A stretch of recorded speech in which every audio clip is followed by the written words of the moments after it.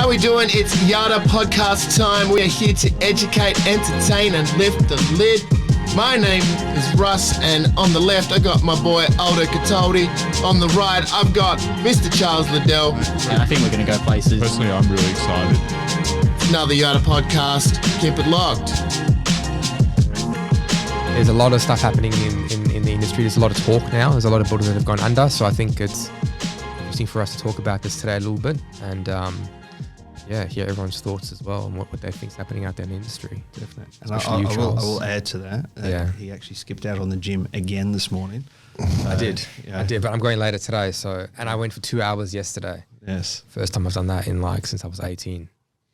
Mate, you turning back the clock. Old school. Yeah. Loving it. He's getting ready for the flex. Oh, yeah, man. I've got a jacket on because I want to show you. These guns Guys, are illegal. Yatta, September, calendars. All right, let's go. Let's do it. Chicken and broccoli, let's go. Who's going to be in for the calendars? All good. All right, should we... The elephant in the room very much is a few builders, unfortunately, going into liquidation. Now, instead of us looking at this as a negative, we'll try and flip it as a positive. What risks and processes are often taken that you guys see as classic mistakes and work in a different direction, or something that you've had to come up with as an innovation as a result of practices like this, or being concerned about practices like this? Aldo, you want that one? Or? I don't know. To be honest with you, I actually didn't listen to the question. All I heard was liquidation. And he's like, "Where's the sale now?" But the sale. But I can add to that. I think it's a pretty scary time for clients at the moment. That's the issue. If you go into, I was on Chonky Builders last night. Every morning I wake up, there's a new builder going to administration. From over east to Perth as well. The problem is the builders are not being transparent. And I don't think that the builders are purposely doing it. They want the business, they want to help people, but the issue is they've taken on things that they can't control. I don't know. What are your thoughts, Charles? Yeah, I think it's sad for us to see this happen to the industry. I mean, it's a result of a huge amount of pressure coming in over a short period of time, but there's a lot of things that unfortunately we can't see the builders being able to navigate them effectively, purely because of cash flow restrictions by the way that the banks actually pay the builders. But the builders actually sort of paid for the job up to a certain point, but they can't get the trades or the materials to actually get to the next stage. Yeah, I agree. Sorry to cut you off, but it's like it comes back down to who does the client choose? It's like the problem is, right? My issue is at the moment is if you go and if I'm a client, I want to build a home, right? So my perception is I don't want to go with the biggest builder because I'm just going to become a number and it's going to be essentially an order taking, right? And I'm going to fall by the wayside in the building company, right?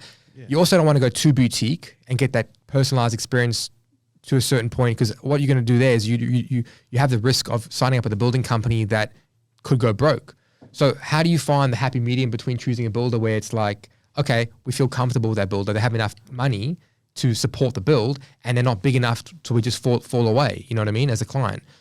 Yeah, and I think that's, I guess, the beauty of what we're bringing to the table here is that we're doing the DD. We've both been around long enough to know that sweet spot of where we can actually deliver an effective product to the clients. With removing a lot of that uncertainty from them, purely because we have put the effort in to understand who our builders are going to be. And, we have the relationships. We've been working with these guys for a long time. Yeah, and like you said, the transparency. I mean, we've said this many times. Building a house isn't easy. There's a lot of things that can go wrong and get delayed and those sorts of things. So transparency and communication is paramount. It is something that unfortunately a lot of younger businesses will become victims of. But it is what it is. I think clients need to ask different questions as well, though. I think clients should start asking questions about like indemnity insurance and live tracking of construction. Like those are the two things where normally in a buying process, you're not going to ask a builder, how much insurance do you have? But the reality is, like, a lot of builders are taking on more work than their insurance can handle, and that's a problem. So I think clients should be more focused on talking about how many jobs do you guys have in the system? What's your current build times? And show me the live tracking, show me how long you're taking to build a house. Because the rep can turn around and say, 9-month build guarantee. but their build times are at 18 months. So what are you guaranteeing 9 months for? You know what I mean? Like subject to trade, subject to availability. Like it's caveat on bullshit. caveat on caveat. Look, at the end of the day, I mean, I think there are opportunities in there, even in the market as it sits today. There are builders that are turning around product really well. When you're trying to keep margins super thin, because you're trying to win a deal, is that the best? Is that really going to serve you longer term? The issue at the moment is everyone's jumping to social media. They've jumped on this liquidation train. We're just trying to, talk about some transparency issues with it. But the reality is, like, everyone's like, oh, tag this person, he can help. And so they're just trying to capitalize on opportunity now and trying to sign people up that have been burnt. But, it's almost like, I don't know, it's the wrong way to go about it. Like, people want advice. But the other thing is, like, they're just trying to capitalize on the issue, and that's the issue I have. I think if you break it down really simply, I mean, ultimately a house is about certainty. It's providing a roof over the head for yourself, your family, something for the future. I think, again, we've said this before, you're going to get what you pay for. If you do your homework, ask the right questions, don't be shy, go around and see what's out there, see what the builders are offering, what they're promising. My limited experience in the 40 odd years that I've been around is that 46. Shut up, you. But if everybody took 6 years off your life quickly. I know. That's no lives was a cat. It comes down to if someone tells you yes, there should be some red flags going off. If somebody is not able to honestly tell you the information that you're asking for, there should be some alarm bells going off. Building a home is a very intimate process. I wanted to grow in my career, my cash flow changed, and so you're saying you should spend as much as you can afford on a house? Absolutely. Okay. I think a short-term pain. For a longer term gain is the way that I viewed it. It challenged me to go out and better myself so I could earn more money. So the fear of overextending yourself is different, but spend as much as you possibly can. I think there's a lot of merit in what Charles is saying. I think that everyone's mindset works differently, in terms of motivation levels and stuff. And obviously Charles and myself are both wired to try and push the boundaries with success. So for us, that sort of stuff motivates us. So I agree with that. I think that the market has changed completely. Like there's a real issue in the market with affordability. Like I was thinking about this last week as well. Like I was actually chatting to a lot of like industry experts as well and saying, when is it going to get too expensive to buy a house?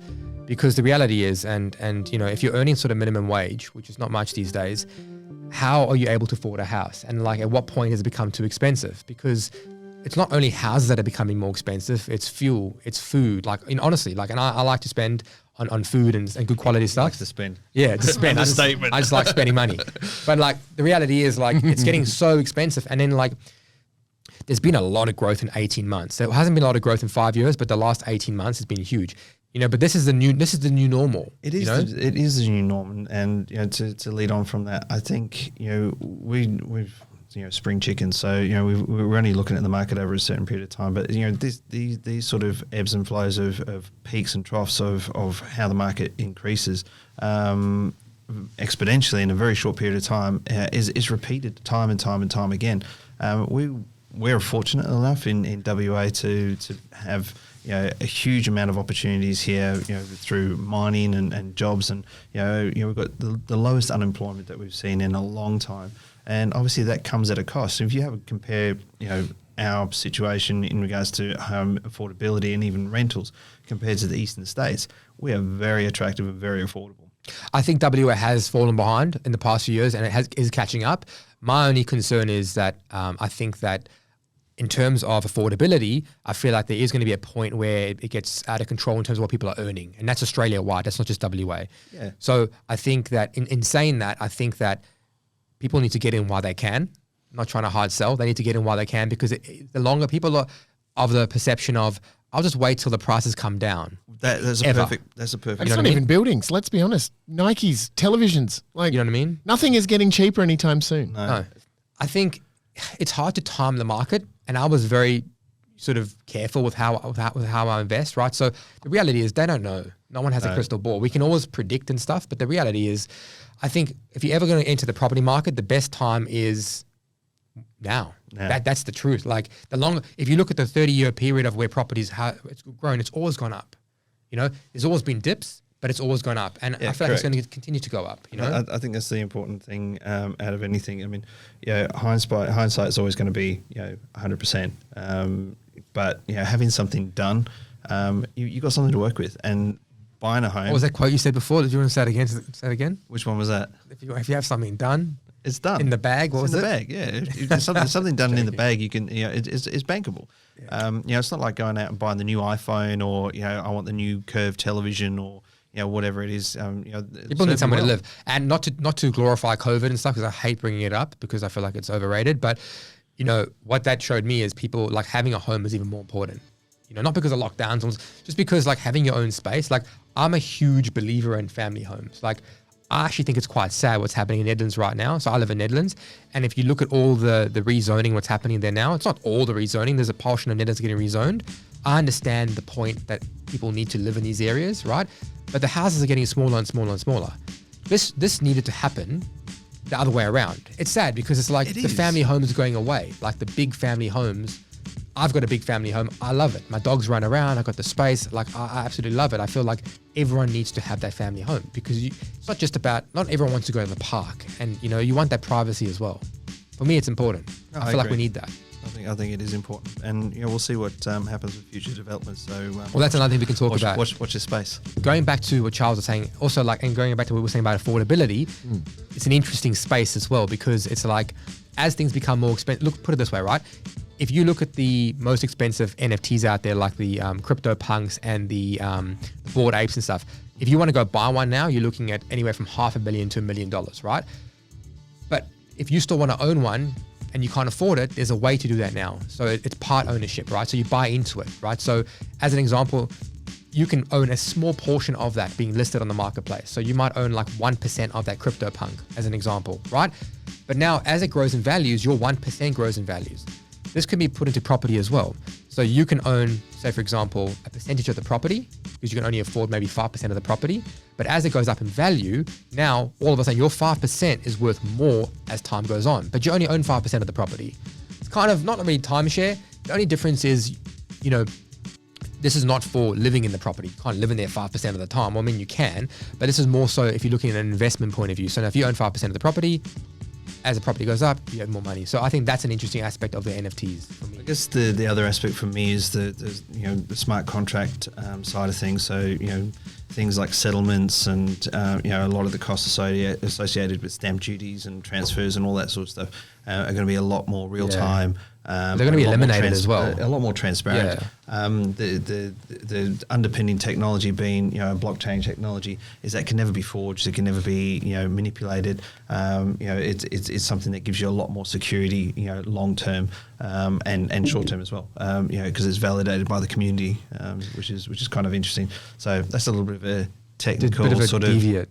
I want to get Ange involved here a little bit because she's just sitting there all pretty. So I think that Ange needs to get involved here. Yeah. I wanted to ask, so people, two questions that they ask me a lot when I'm talking to them on the phone. One is, what are the best suburbs to buy in north and south at the moment? And what do you have to say on interest rate rises that are coming very soon and in multiplicity? Well, I think it's a loaded question for me. I mean, what are the best places, north and south? I think it goes back to what we originally said, is what can you afford? And that's also, again, got a caveat on top of it, is like, what do you need? There are some really great suburbs that are really affordable, but the issue may be they may not be practical. There are a lot of great opportunities there, but I do ultimately think is the closer you can get to the city and public transport and those sorts of things that you can afford, buy the best location that you possibly can and put the best house on it that you possibly can. I want to add to that. From my experience with selling a lot, I think people are extremely romantic about where they grew up. So for example, with me as an example as well, like I grew up north, right? I wouldn't live south. Like I tried. Like I looked at Applecross. I just can't. Like for me, it might as well be in Thailand. You know what I mean? If honestly, like if I'm living south, it's a bit harsh. But like genuinely, like it's true. People are very romantic about where they grew up. There's a lot of memories there. Like so for me, it's like, where do you feel most comfortable first, right? there's opportunities north and there's opportunities south, right? So, I mean, how far south? How long's a piece of string? Like, you can go real south, you know what I mean? So affordability is not going to be an issue because you can go real far north, real far south, and then you're back in Thailand again. But there's going to be options for you north and south. There's always going to be developers building shopping centers, you know, childcare centers, all that sort of stuff. So I think it's a really exciting time to buy in Perth. In fact, more so when I got back from overseas recently, I was thinking about, do I want to move to Melbourne or Sydney? There's just so much happening in Perth at the moment that it put me off moving because I was like, there's so much growth potential here and I want to be part of it, you know? And I think a lot of that's been put on ice. Yeah. You know, we had a very severe dip, you know, prior to the grants coming out. And, you know, obviously that's part of why the grants came out. Now, what we've got now is this situation where we've got a huge demand. I want to turn that around. Where do you prefer, north or south? I'm a South girl. I've always been Why? a South girl. Did you It's grow where up I there? grew up. See? Yeah, it's where I grew up. Rusty? My partner lives north, and that feels like I'm travelling to Thailand. Yeah, there you go. I'm living in North Perth, but I'm a Mosman Park kid, and I've spent most of my life trying to get back there. What was your second question? I forgot. Interest It was rates. about the interest rates that were coming. So I know for a while there was a bit of security around interest rates will stay the same up until end of it's this year, next year. But just now after it's the looking election, like apparently. yeah, now it's I mean- looking like at least 3 to 4 coming very soon. Interest rates are variable for a reason, you know. So, I mean, it's a bit of a boring topic, but it is important. I think interest rates have been low, and that's caused a lot of the people buying a lot of expensive properties. To be honest, I don't think it's really in the first home buyer space much. I don't think people are buying more first homes because interest rates are low. I feel like people are buying more expensive homes because they can afford more expensive homes. I think Your that's where your second home is going to be a bigger step up. that's where I think it's mainly. yeah, that makes more sense. And you're an investor. I mean, interest rates have all relatively in the last 10 years have all relatively been low anyway, compared to like Africa. You know, honestly, like look at the interest rates in South Africa. They're like, I think ridiculous. yeah, I mean, okay, they're not 17% anymore, but they're still like 8-9%. You know? Anymore, what? Yeah. So put it really this way, doesn't. right? WA is probably one of the easiest places in the world to build a house. How are we going for time? Are we We've done? got one more. We've got time for one more point. This is one of the ones you've requested, Mr. Aldo. Oh god. We're all about product development and how these designs/developments are fed by management to the front-facing staff to the customer. Okay, I was thinking about this the other day. Actually, it's interesting because There we go. I was getting a sketch done, right? So there is such a disconnect between how product is developed within business, and that's one of the differences we want to do with Yatta. We don't want estimators and draftees working separately. We want an estimator, drafty doing the same thing with a sales rep to figure out exactly what the client's budget is on the spot. You know Absolutely. what I mean? And this comes back to the transparency and you know, just being involved in the actual project. So, you know, what we try to do is make sure that, you know, there's full integration with, you know, front end to back end.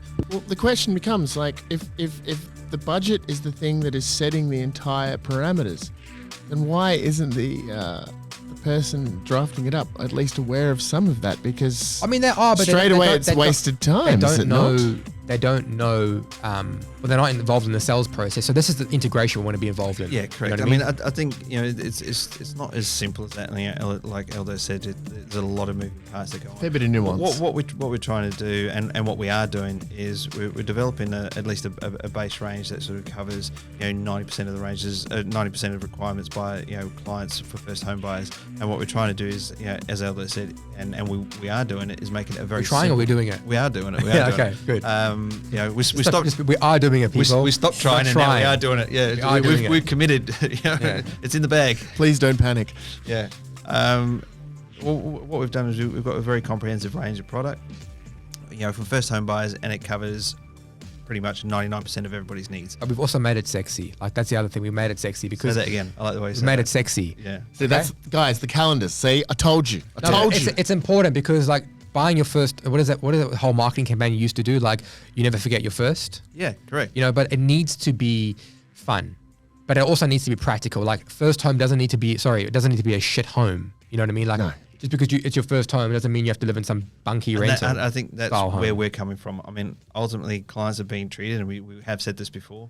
You know, they're being treated poorly in some circumstances. And what we want to do is we want to give them sexy homes. We want to give them something that, you know, maybe we should. I'm bringing should we do sexy that? back. That could be our tagline. We want to give you Sexy sexy homes. Yatta Well, I'll Homes tell you is what. Like sexy. I don't want us to produce anything I wouldn't live in myself. Like that, Correct. and that's the viewpoint of this. You know what I mean? I think that's a good place to leave it. I think, Yeah. for me, I would be comfortable and happy and proud to live in anything that we build and we deliver. All right. Yeah. Okay. Sounds good.